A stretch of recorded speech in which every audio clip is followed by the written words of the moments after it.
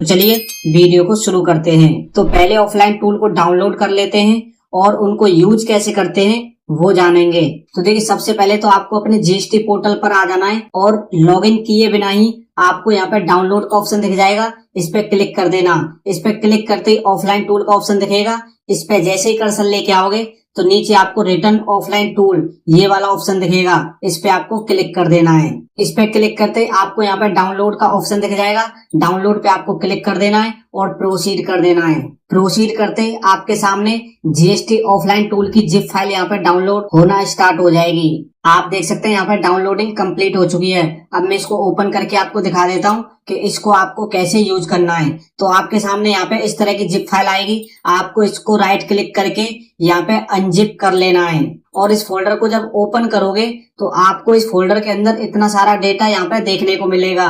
लेकिन हमें यहाँ पे दो ही चीजें यूज करनी है, एक तो है जीएसटी ऑफलाइन टूल, ये एप्लीकेशन हमें इंस्टॉल कर लेनी है, और दूसरा है सेक्शन वाइज सीएसवी फाइल। इन दोनों चीजों का ही हमें यहाँ पे यूज करना है। तो देखिए, सबसे पहले मैं आपको जीएसटी ऑफलाइन टूल इस वाली एप्लीकेशन को इंस्टॉल करके दिखा देता हूँ। आपको डबल क्लिक कर देना है इस पे और यहाँ पे इसको यस करके इसको नेक्स्ट नेक्स्ट करके इसको अपने कंप्यूटर में इंस्टॉल कर लेना है। आप देखेंगे यहाँ पे इंस्टॉल होना स्टार्ट हो जाएगी और ये कुछ ही सेकंड लेती है इंस्टॉल होने में। और जब आप डेस्कटॉप पे आओगे तो यहाँ पे आप देख सकते हो कि आपके जीएसटी ऑफलाइन टूल के नाम से यहाँ पे एक एप्लीकेशन आ चुकी है। इसका यूज क्या है वो हम आगे जानेंगे, पहले उस फोल्डर में वापस चलते हैं। अब आपको आ जाना है इस फोल्डर के अंदर और यहाँ पे सेक्शन वाइज सीएसवी फाइल इस वाले फोल्डर को ओपन कर लेना है और यहाँ से GSTR1 को ओपन कर लेना है। अब आपके सामने इतने सारे टेम्पलेट यहाँ पे ओपन हो जाएंगे।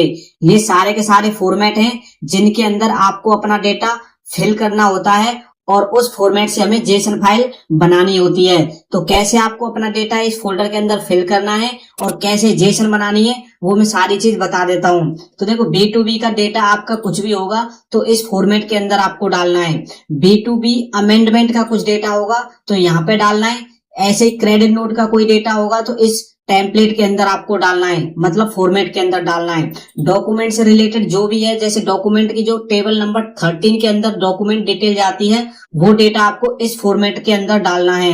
इस तरीके से जैसे HSN B2B और HSN B2C वाइज डिटेल आपको इस फॉर्मेट के अंदर फिल करनी है। तो कैसे करनी है मैं बता देता हूँ। तो पहले B2B वाला ओपन कर लेता हूँ। अब आप यहाँ पे देख सकते हो कि आपको पार्टी जिसको सेल करी उसका GST नंबर, उसका नाम, उसका इनवॉइस नंबर, उसका इनवॉइस डेट, सारी डिटेल इस तरीके से यहाँ पे फिल कर देनी है। और किसी कॉलम के अंदर अगर आपकी वैल्यू नहीं होगी तो आप उसको ब्लैंक छोड़ देंगे, उसको वहां पे आपको कुछ वैल्यू डालने की जरूरत नहीं है। तो इस फॉर्मेट में आपको अपने डेटा को लेके आना है। तो देखो, मैंने फॉर्मेट बना लिए हैं, मैं आपको दिखा देता हूँ कैसे आपको अपने फॉर्मेट बनाने हैं।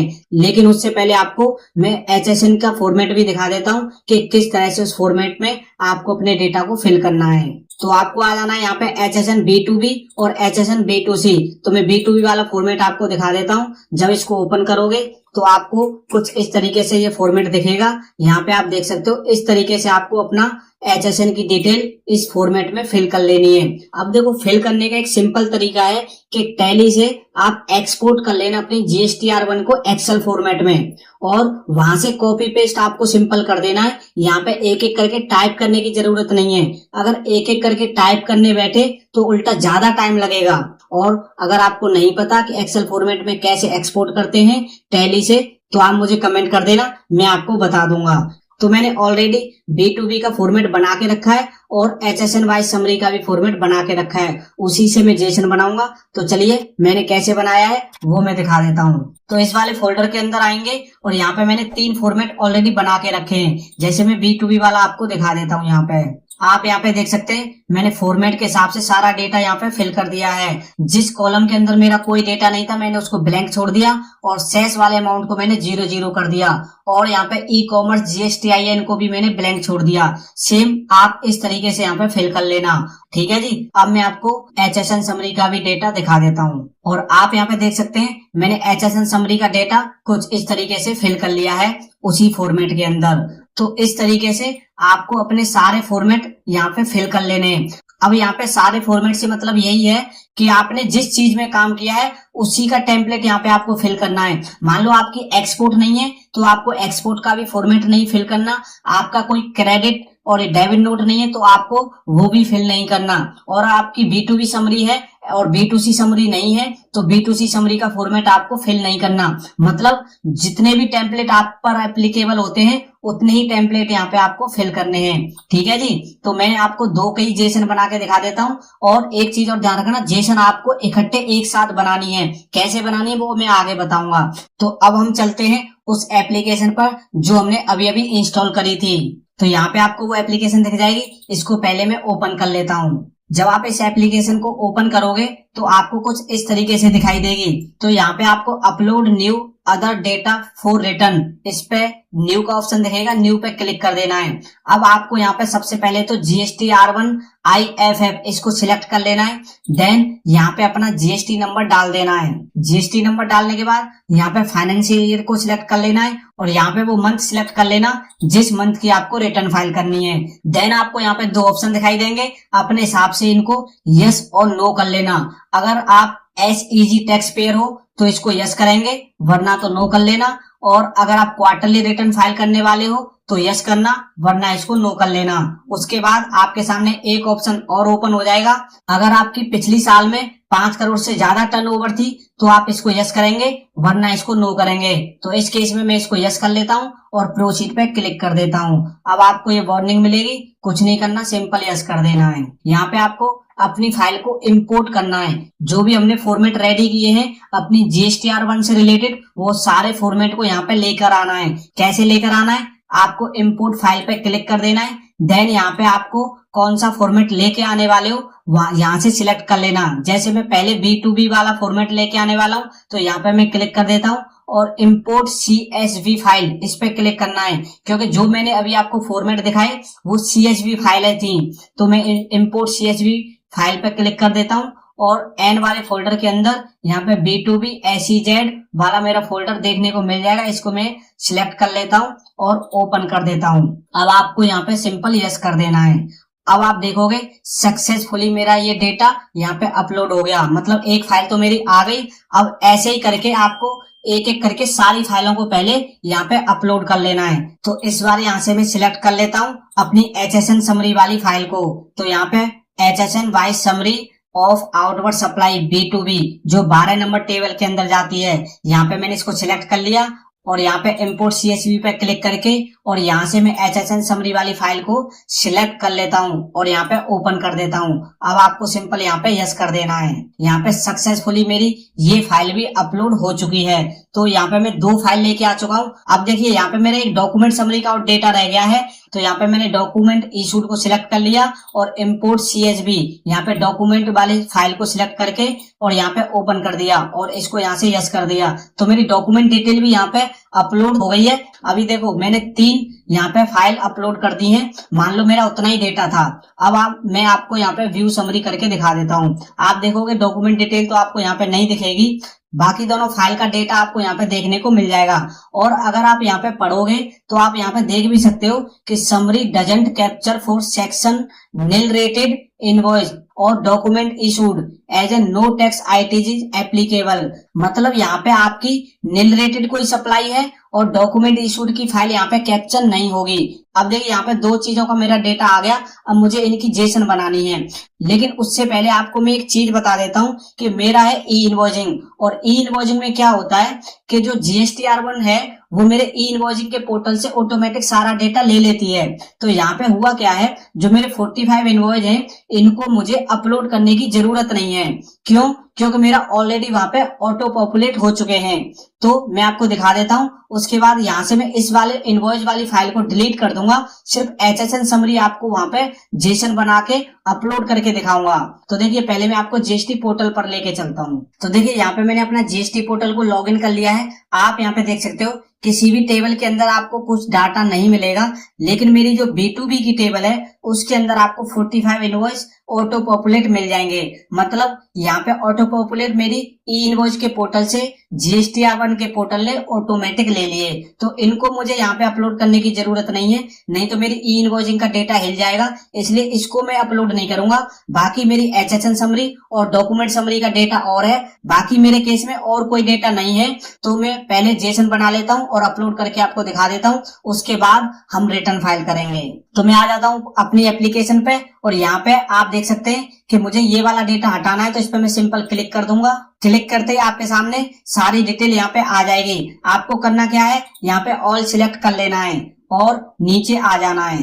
नीचे आके आपको डिलीट का ऑप्शन दिख जाएगा, डिलीट कर देना। आप देख सकते हैं डिलीट हो गए, लेकिन अभी और भी इनवॉइस यहाँ पे रह गए, तो फिर से आपको ऑल को सिलेक्ट कर लेना है और नीचे आ जाना है और यहाँ पे आपको डिलीट कर देना है और यहाँ से यस कर देना है। ठीक है जी। अब आप देख सकते हैं सारा डेटा मेरा यहाँ से डिलीट हो चुका है, B2B वाला। अब मैं बैक जाता हूँ तो अब आपको यहाँ पे सिर्फ HSN समरी ही दिखाई देगी। अब इसकी हम यहाँ पे जेसन बना लेते हैं। जेसन बनाने के लिए आपको जनरेट फाइल पे क्लिक कर देना है।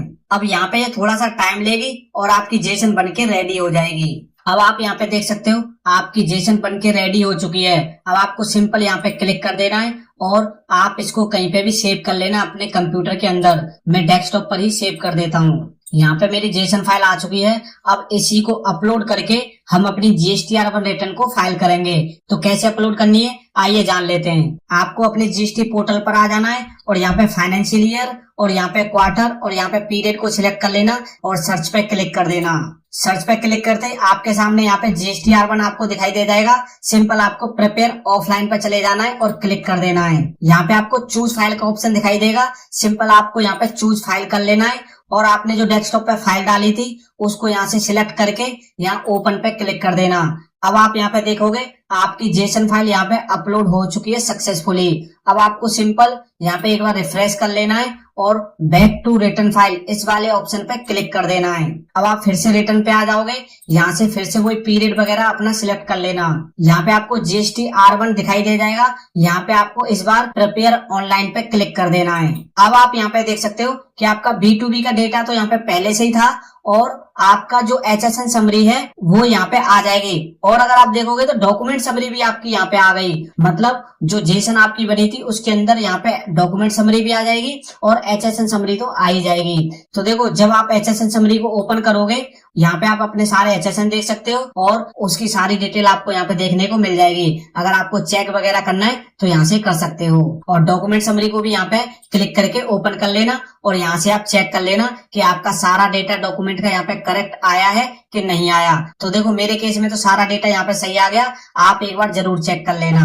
अब वापस चलते हैं, यहाँ से मैं बैक कर देता हूँ। तो दोस्तों इस तरीके से आपको सारा डेटा जितना भी डेटा आपका होगा यहाँ पे लेकर आ जाना है ऑफलाइन टूल की हेल्प से। जैसे मैं 2 फाइल लेकर आया, आपका अगर कोई और भी डेटा है तो आप एक ही जेसन के अंदर आपको लेकर आना है और यहाँ पे अपलोड कर देना है। आपका सारा डेटा यहाँ पे अपलोड हो जाएगा। अब यहाँ से आगे का प्रोसेस सेम है, जैसे आप चाहे ऑनलाइन करो चाहे ऑफलाइन यहाँ पे अपना डेटा अपलोड करो, लेकिन यहाँ से आगे का जो रिटर्न फाइल करने का जो प्रोसेस है वो एकदम सेम है।